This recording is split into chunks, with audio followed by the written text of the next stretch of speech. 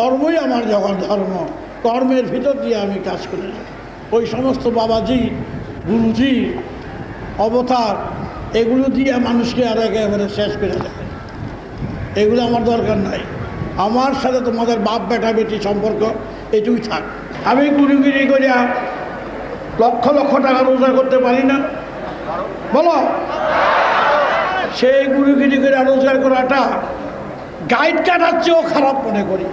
Guide কাটা তার চেয়েও খারাপ। যারা ভণ্ডামি করে, জুয়ার চুরি করে, সমাজের বুকে নিরীহ শিষ্যদের উপরে যারা এই কাজ করে তাদের আমি ঘৃণা করি। আমার বাল বাচ্চা, আমার পেটের বাচ্চা,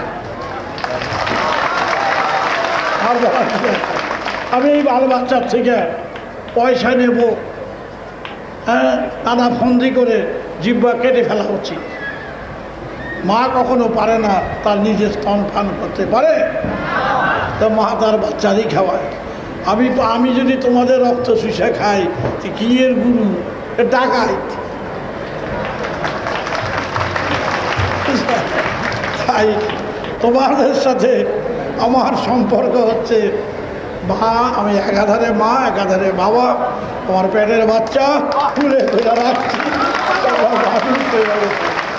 তোমরা মানুষ হয়ে ওঠো, আর আমার কিছু বলার নেই। পরিশ্রম করছি, শরীর পাত হয়ে যাচ্ছে, দিন দিন নিস্তেজ হয়ে পড়ছি।